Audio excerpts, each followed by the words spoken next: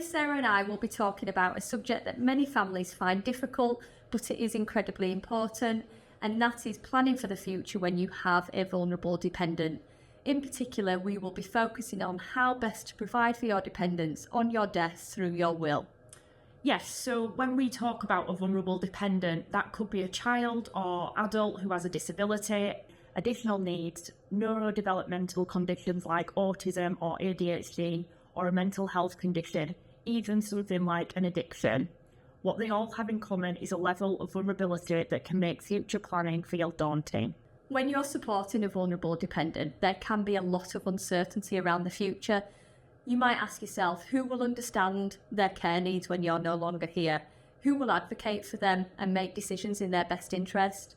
What happens if they inherit money? Will they be taken advantage of? Will this affect their means-tested benefits?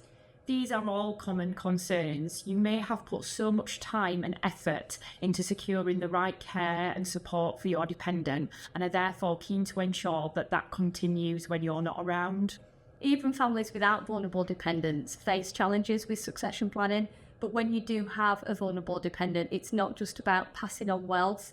It's about ensuring long-term protection, support and flexibility. And often families have other children or dependents too with differing needs. That's why a one-size-fits-all approach, like simply splitting everything equally, isn't always suitable. The good news is, with the right legal structures, it is possible to put protective measures in place to make sure your vulnerable dependent is cared for both financially and practically after you're gone. We're going to walk you through two key structures, trust structures, which can be set up either in your lifetime or created by your will after your death, that we recommend to clients with vulnerable dependents. Each has its pros and cons depending on your family's specific circumstances. There are other trust structures available, and we would discuss these with clients if they are more suited to meet with their circumstances or objectives. First up is the discretionary trust. This is often the most flexible and protective option and commonly used where there's uncertainty about future needs.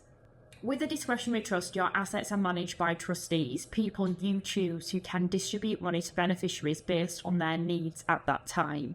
The trustees have complete discretion in relation to how and when to support your potential beneficiaries of the trust. That means they can support your vulnerable dependent as their needs evolve without handing over large lump sums.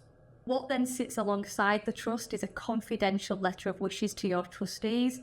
This is informal guidance to help the trustees understand your intentions and wishes in setting up the trust and how you would like the trustees to support your beneficiaries. And if needed, the trustees can even transfer assets from the discretionary trust into a more specialised disabled persons trust, which brings us on to our next structure. A disabled persons trust is a specialist trust set up for someone who meets the legal definition of being disabled, which includes many people with long-term care needs and health conditions. The major benefit of this trust is favourable tax treatment. This trust is not usually subject to the same inheritance tax and income tax charges that apply to other types of trust. But importantly, the assets in the trust must primarily benefit the disabled person. It's not as flexible as the discretionary trust if you also want to support other children or family members, or if there is anybody else who may need to benefit from the assets in the trust at any point. When used in the right circumstances, a disabled persons trust is a brilliant vehicle to preserve benefits, provide long-term care funding and offer peace of mind. It's also important to mention that if your dependent is an adult and has mental capacity to understand legal documents, they should also be considering putting in place their own will and lasting powers of attorney. This can help protect their future, particularly if they have inherited assets or if there's a need for someone to make decisions about their health or finances later on. At Kerri-Anne, our private wealth team regularly advise families with vulnerable dependents. We understand the practical realities, not just the legal principles, and we'll always tailor our advice to your family needs.